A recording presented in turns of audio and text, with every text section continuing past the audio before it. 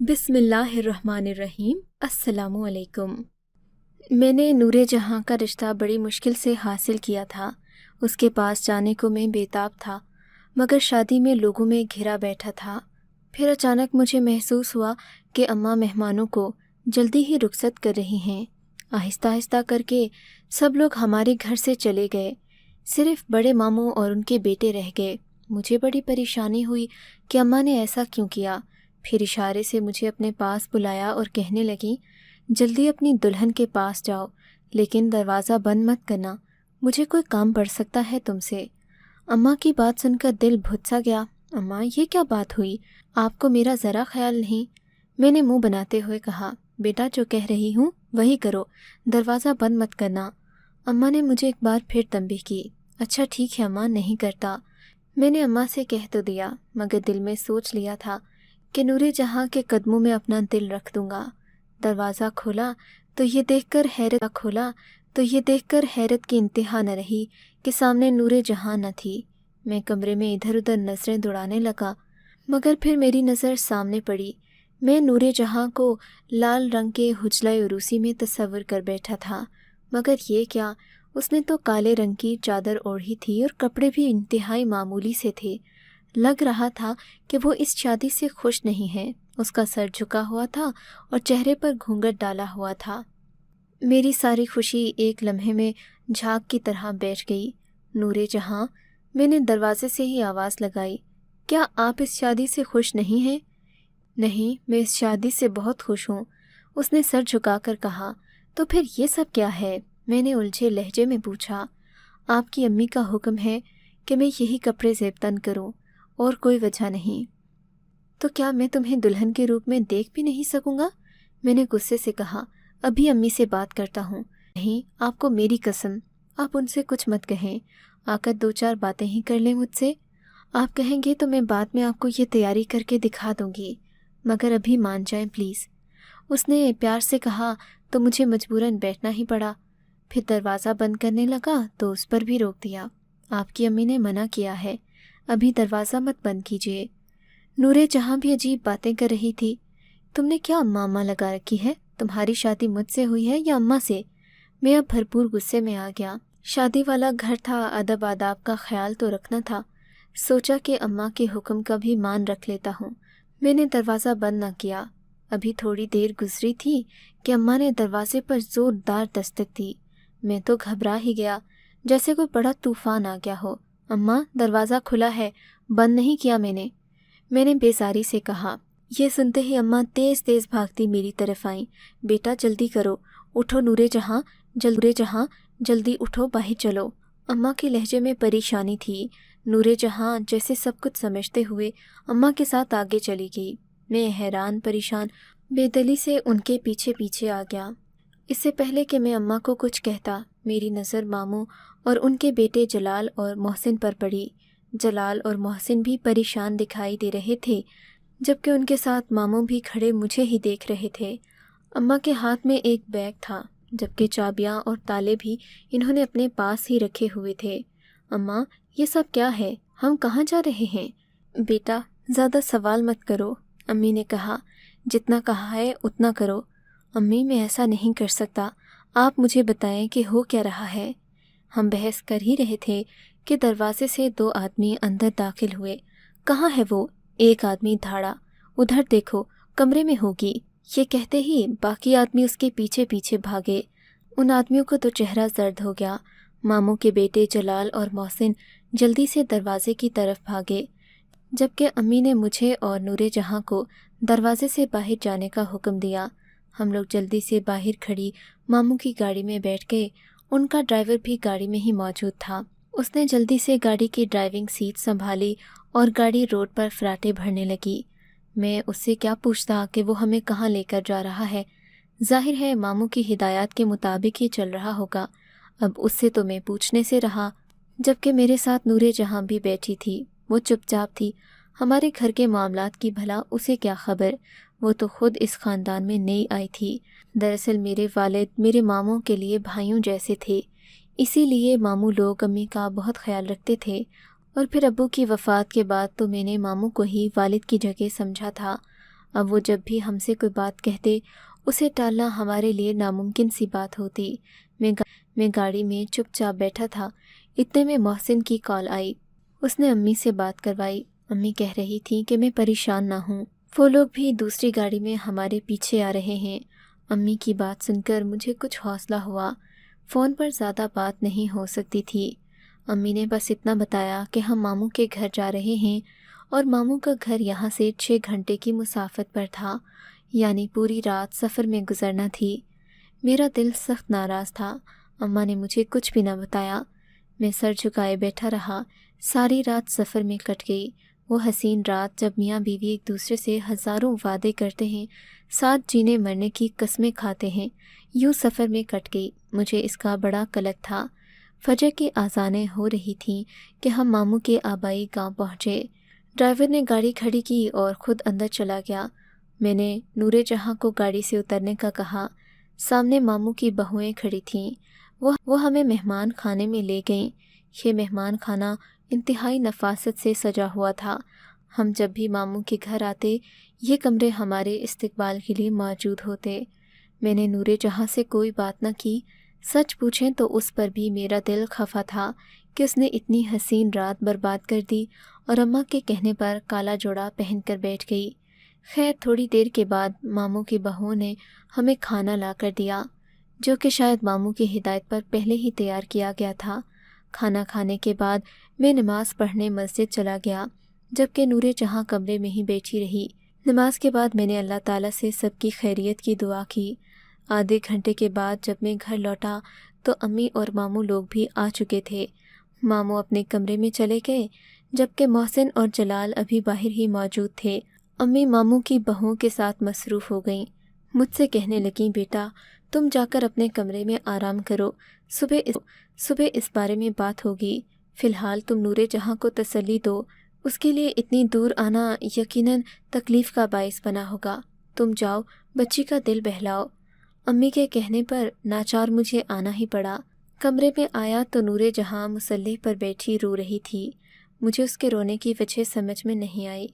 मैं उसका इंतज़ार कर रहा था कि वो नमाज से फ़ारिग हो तो उससे कोई बात करूं, मगर उसकी दुआएं लंबी से लंबी होती जा रही थीं। वो नमाज से फ़ारिग ही ना हुई। तंग आकर मैं भी सो गया। सुबह 10 बजे तक सोता रहा। रात सारी सफ़र में गुजर गई थी। आँख खुली तो घर में कोई भी मौजूद नहीं था।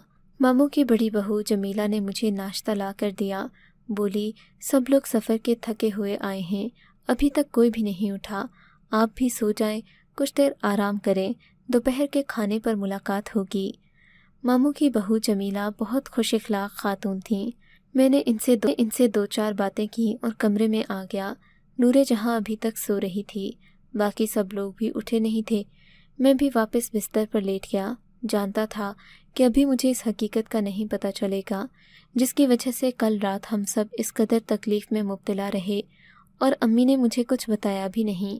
दोपहर के खाने पर मामू, अम्मी, मोहसिन, जलाल, जमीला और शाहिना भी बैठी हुई थीं। जमीला और शाहिना ने खाने पर रौनक लगा दी, मगर मामू की संजीदगी देखकर वो भी खामोश हो गईं।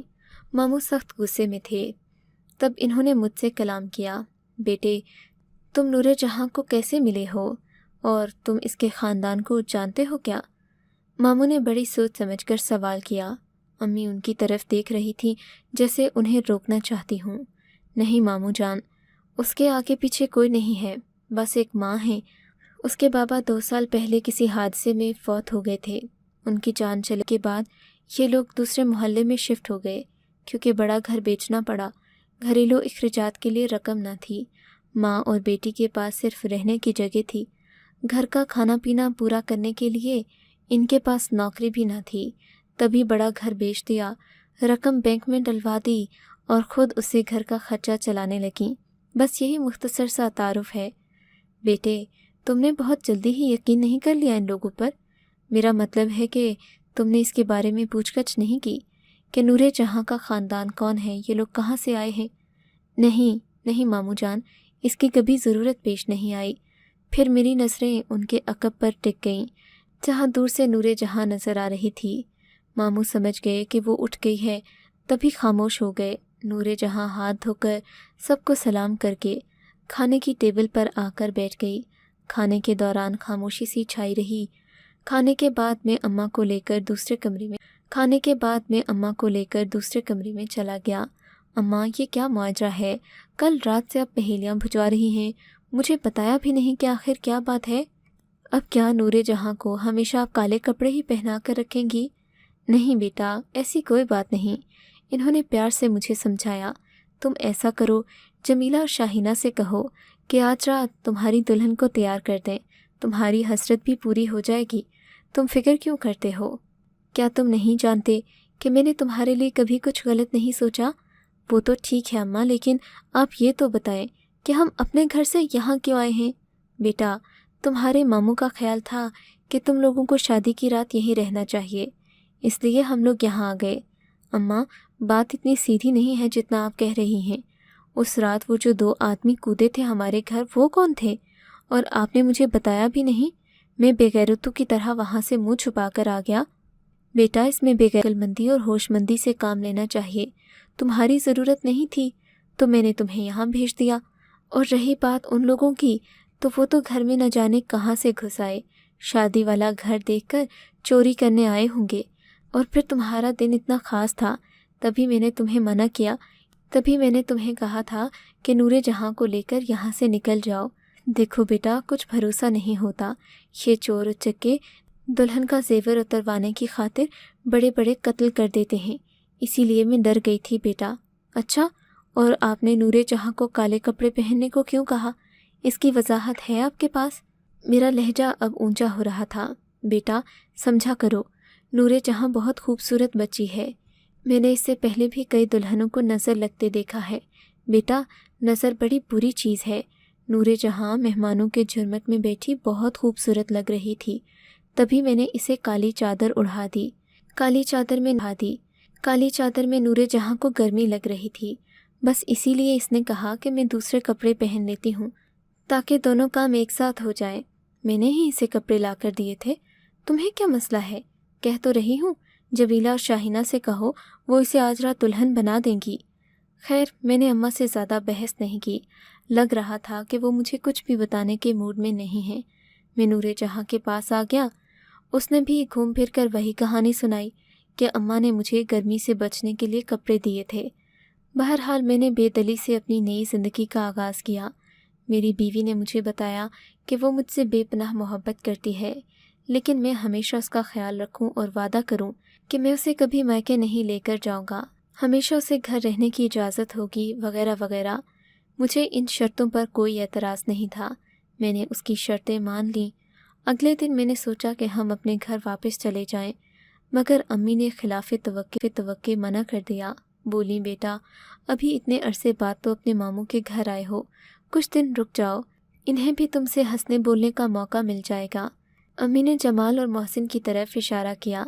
وہ تو ٹھیک ہے امی، لیکن میرا آفس ہے، ذمہ داریاں ہیں، مجھے جانا ہی ہوگا۔ میں نے اپنی مجبوری بتائی۔ نہیں بیٹا، 1 مہینے سے پہلے ہم کہیں نہیں جائیں گے۔ امی نے اپنا حتمی فیصلہ سنا دیا۔ لیکن امی، میں آج ہی جاؤں گا، آپ جانتے ہیں میری طبیعت کو، میں یوں نہیں رہ سکتا، مجھے یہاں پر نیند نہیں آتی، پھر میرے اپنے 100 کام ہیں۔ ہم آپ کو کہیں نہیں جانے دیں گے۔ جمیلہ اور شاہینہ پیچھے سے آ گئیں۔ اور ہاں، ماموں جان نے آپ کے لیے ہنی مون کے ٹکٹ کا بھی بندوبست کر دیا ہے، آپ لوگ کل ہی روانہ ہو جائیں۔ جمیلہ آپی نے خوش دلی سے کہا۔ اچھا امی، جیسے آپ کی مرضی۔ میں نے ایک بار پھر ان کے آگے سر جھکا لیا۔ ویسے بھی آفس سے چھٹیاں تو میں نے 2 مہینے کی لی تھیں، بس مسئلہ یہ تھا کسی کے گھر نہ مجھے نیند آتی نہ کام ہوتا تھا، لیکن اب نور جہاں میری زندگی میں آ گئی تھی، اس لیے اس کے ساتھ زندگی بتانے کا خیال ہی دل کو خوش کر دینے والا تھا۔ میں نے امی کی یہ بات بھی مان لی اور ماموں کے دیے ہوئے ٹکٹس پر 1 مہینے کے لیے ہنی مون منانے نکل پڑا۔ وہ 1 مہینہ خوابوں سے بھرپور تھا۔ میری واپسی سے پہلے ہی امی گھر روانہ ہو چکی تھیں۔ واپسی پر ماموں کے گھر جانے کی بجائے میں واپس اپنے گھر آیا۔ گھر آ کر پتہ چلا کہ امی جان کی طبیعت سخت خراب ہے، انہیں ہاسپٹل لے جانا پڑا۔ امی کی طبیعت بہت خراب تھی، انہیں ہسپتال لے کر گیا تو ہسپتال والوں نے امی کو ایڈمٹ کر لیا۔ امی کو دل کا شدید دورہ پڑا تھا۔ اس پریشانی میں مجھ سے کوئی کام نہ ہو رہا تھا۔ نور جہاں بھی بہت پریشان تھی۔ امی کو دن رات ICU میں رکھا جا رہا تھا، ہمیں ان سے بات کرنے کی اجازت بھی نہیں تھی۔ بالآخر ڈاکٹرز نے کہہ دیا کہ آپ وہاں سے آ کر آخری بار مل لیجئے، ان کے بچنے کے امکانات کم ہیں۔ اس بات نے جیسے مجھے منو مٹی تلے دفن کر دیا۔ امی کے پاس پہنچا تو ان کے لبوں پر ہلکی سی مسکراہٹ تھی، ابھی بھی وہ زندگی کی جنگ لڑ رہی تھیں۔ میرا ہاتھ پکڑ کر بولیں، بیٹا میں جانتی ہوں میرے دن تھوڑے ہی رہ گئے ہیں، یا شاید اب چند ایک سان سے بچی ہیں۔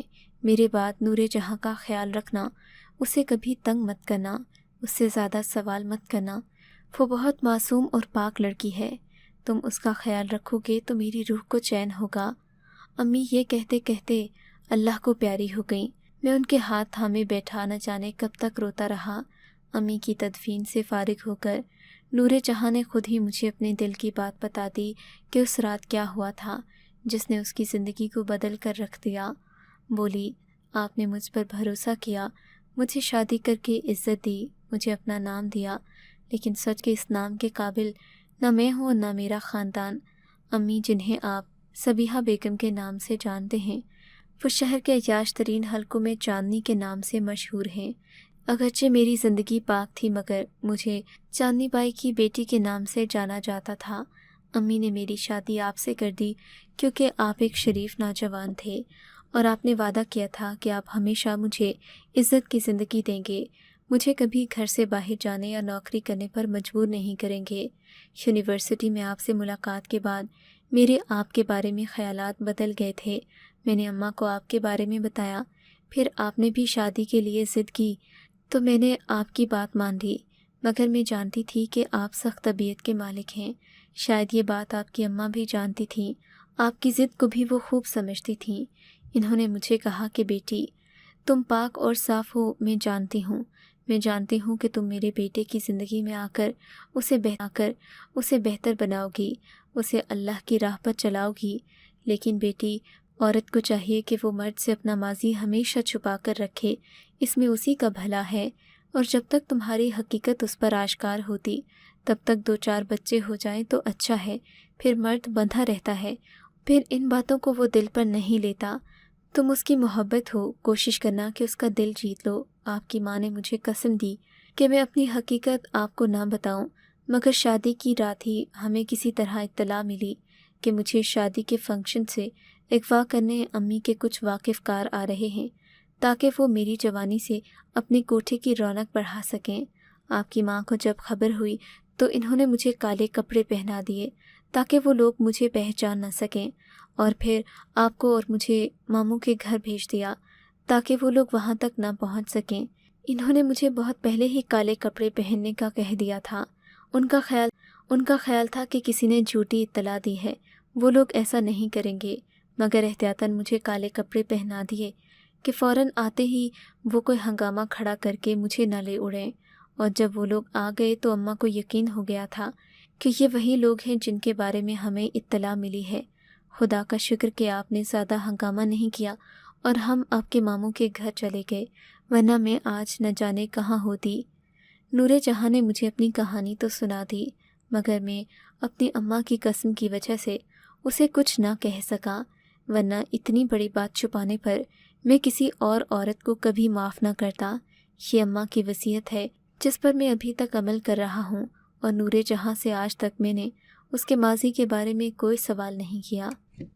آپ کو اگر یہ کہانی اچھی لگی ہے تو اس ویڈیو کو لائک کیجیے، اور اس طرح کی مزید کہانیاں سننے کے لیے ہمارے چینل کو ضرور سبسکرائب کیجیے۔ کہانی سننے کا شکریہ۔ آپ سے ملاقات ہوگی اگلی ویڈیو میں، تب تک کے لیے اللہ حافظ۔